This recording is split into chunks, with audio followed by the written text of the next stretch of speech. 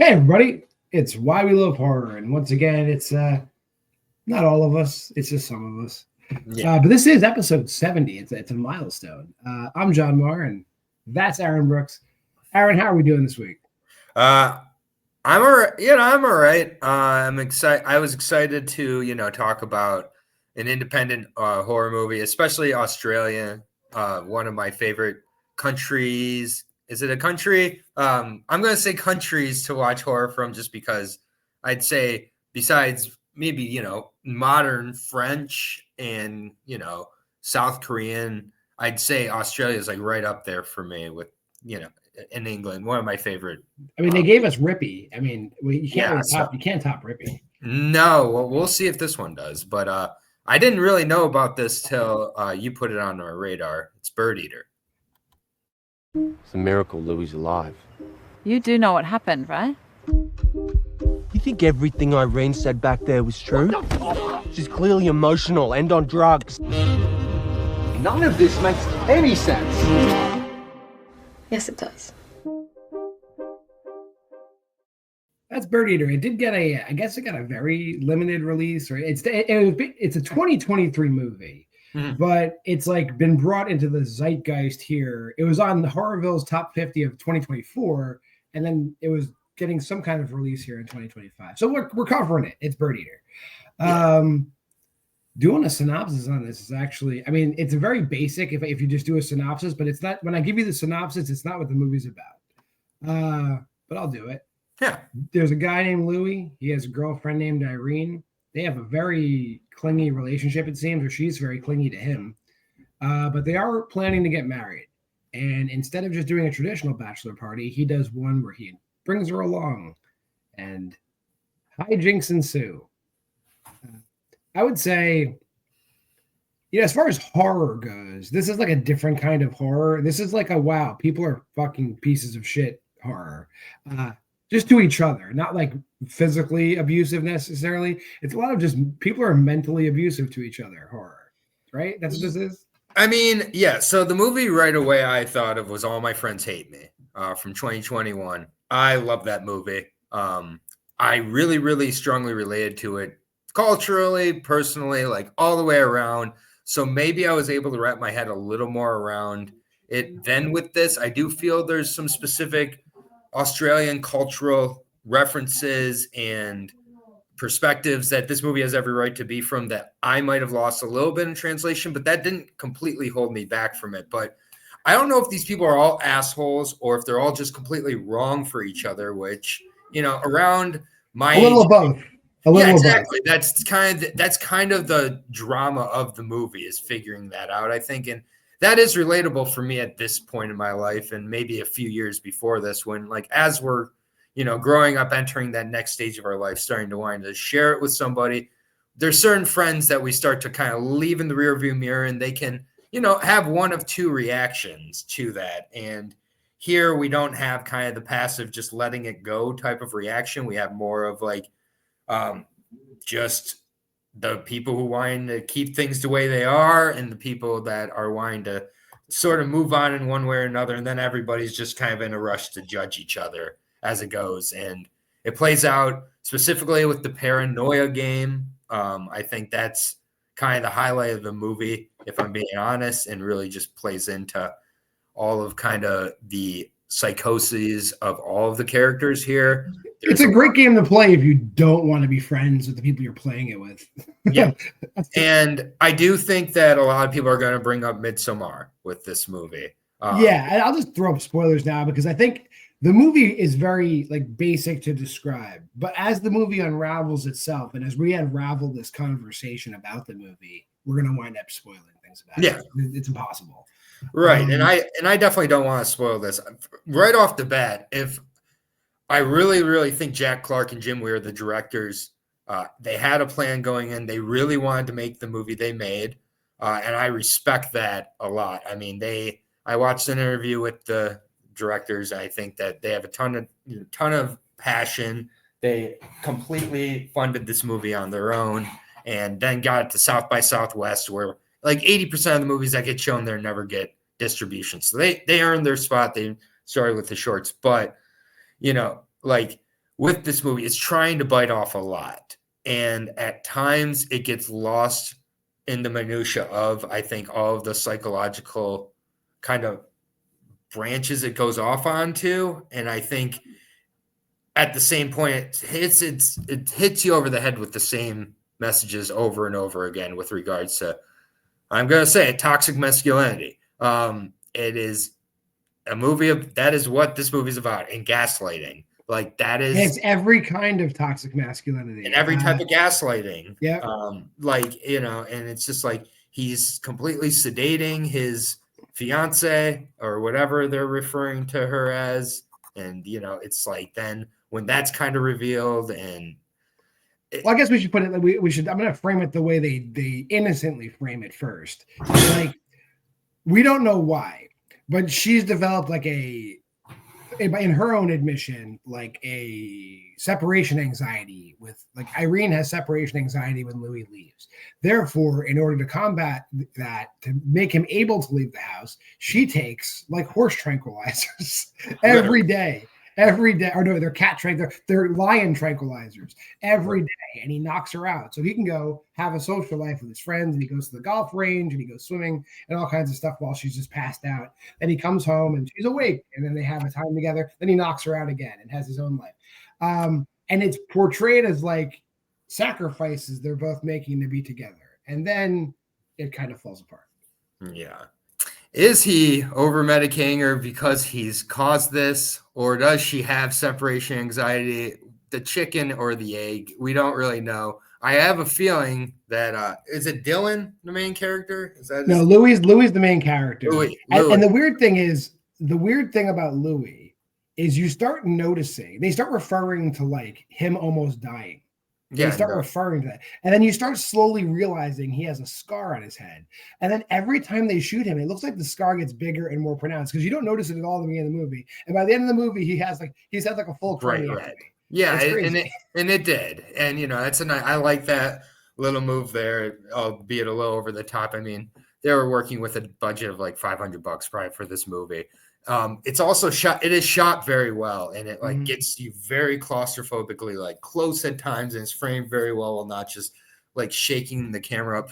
This movie reminds me of Soft and Quiet, but I mean that in a good way. Yeah, I do. This is a much better, more, I think, profound version of that, essentially. And it's the opposite of Soft and Quiet. These are bad men instead of bad women. There you go. Yeah. And I mean, just overall, it doesn't fall off the cliff by the end of the movie. I think for the most part, the high point was the paranoia scene for me. If you want to kind of dive into that a little bit and explain that, but you can't really do that without explaining that. I think the strongest character in the movie, or the character that you're going to wind up, you're not going to want to root for this guy, but by the end of the movie, you're like, I should have rooted for this guy the whole time. There's a friend, his name's Dylan. Yeah. Dylan is a man-child, I guess. He's the one that brings ketamine. He's the one that brings blow-up dolls. He's the one that puts like S&M gear on Louis. You know, he's the one that's trying to make it a bachelor party.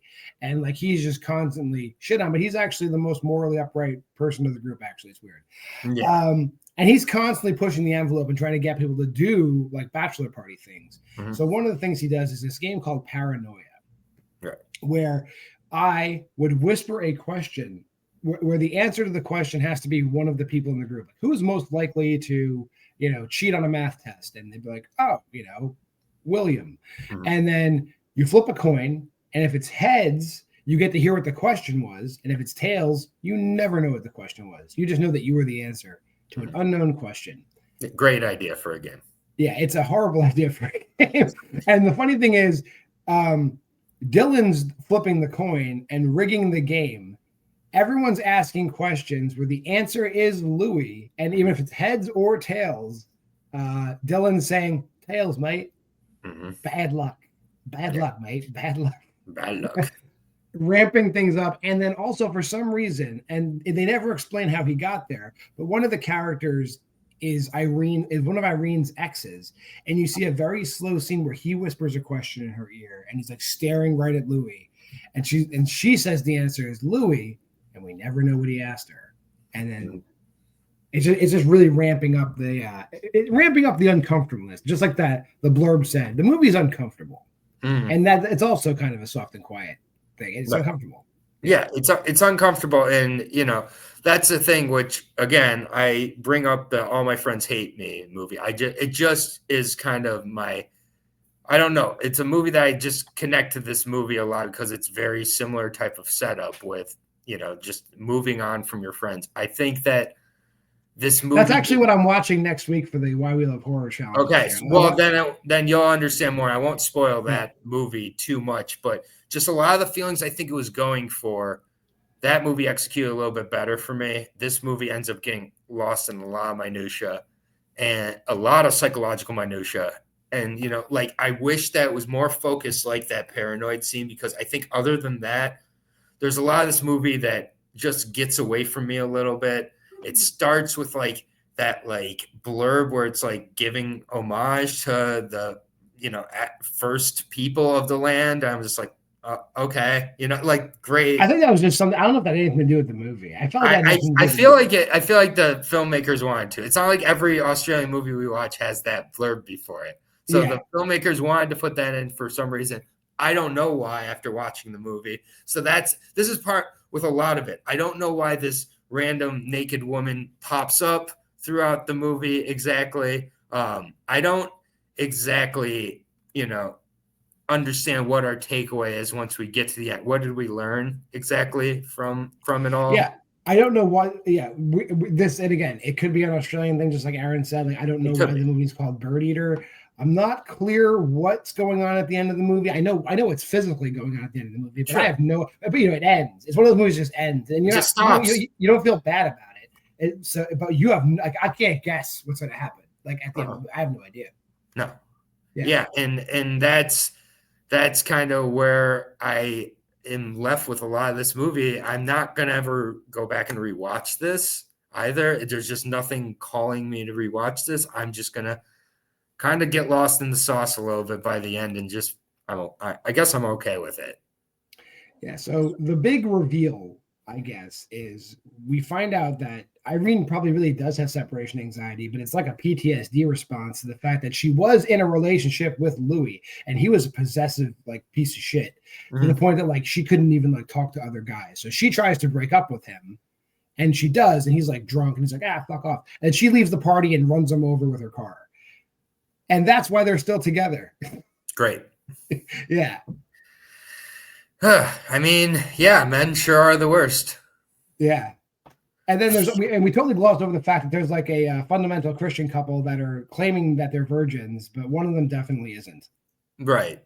Yeah. And overall, the women in this movie, for this being a movie that I do feel like is not I wouldn't say pro men, at least. I'm not sure. It's not pro men, no. We don't learn much about the female characters except that one of them worked at a zoo. And the other one's not a good driver. And the other one's not a good driver, which I guess we already knew as toxic men. I don't know. So I'm just I'm why? I don't exactly understand what the goal was with this movie, other than getting these lessons that I hope we already know out, that gaslighting is wrong, toxic masculinity must end.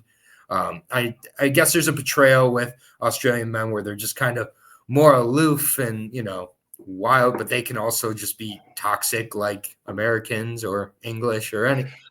There's a lot of these movies that are coming out, I guess, in at least the first half of 2020s, where it's a group of young adults who are friends, but they're really shitty to each other, bodies, or it's what's inside. These movies were we're friends, but do we really all fucking hate each other or what? And this is in that group. If you're in your 30s or later and you're wondering why you're not friends with everybody from when you were 18, these movies can explain it to you if you aren't able to figure it out on your own.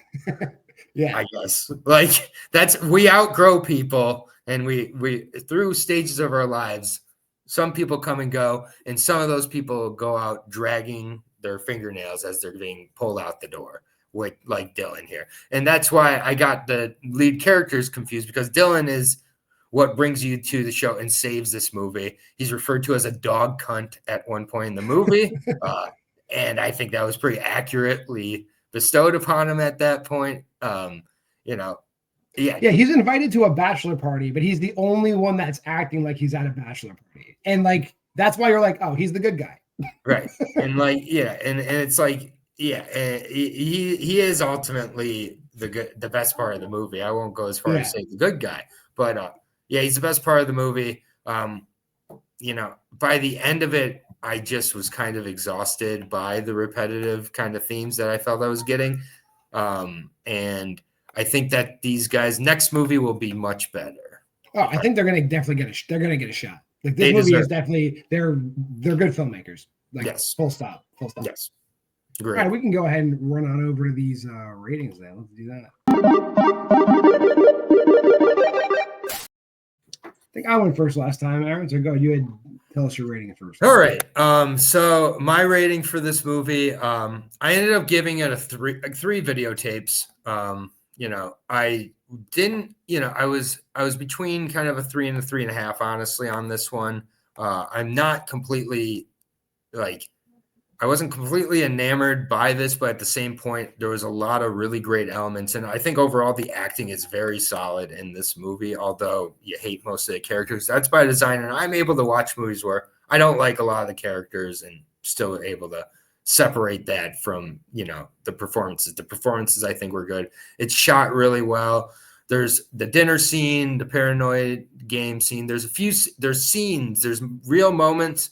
And then there's other moments where I'm just like, I think you're over muddling this to justify the almost 2-hour runtime. Yes. You really, really feel, unfortunately, which is it's a directorial debut. It feels like that in that way where there was some cuts that could have been made. I would agree. The runtime goes long. I'm a little higher. I'm the other side of your 3.5 argument. I'm 3.5. I do think the good scenes are great. It does run almost 2 hours long. I do think you can literally, because it takes us like almost 20 minutes plus to get to the bachelor party. Like we have a lot of setup of their relationship. You could probably cut 18 minutes of that. And if you cut some of the repetitiveness, you have a nice tight like 88-minute movie here, which probably would have felt better. I think, though I do think maybe they were trying to make us feel uncomfortable for longer on purpose. I don't know. 3.5 is where I wind up on. Fair enough. But then, you know, just like every week, it's the second week of the 2025 Why We Love Horror Challenge.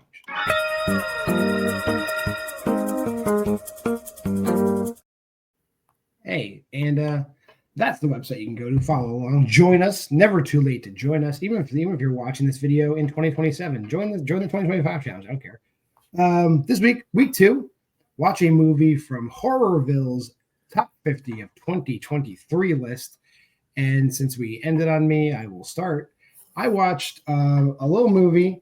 It's kind of difficult to pin down like where exactly it is. I think it's like produced by a bunch of Southeast Asian countries. It's set in Indonesia, but it's not like other Indonesian horror films. It's a movie called Tiger Stripes from 2023. Let me pull up some information on it while I'm sitting around here. Directed by Amanda Nell Yu, and it's about a girl. It's kind of like Ginger Snaps without the werewolf. Make it a tiger and put it in Indonesia. It's not the same movie because there's a lot of similar themes. Basically, the themes are that like no matter where you go in the world, tween girls are they're kind of bitchy to each other. Yep, and that's the real horror. Like girls, they band together and be nice to each other. Come on.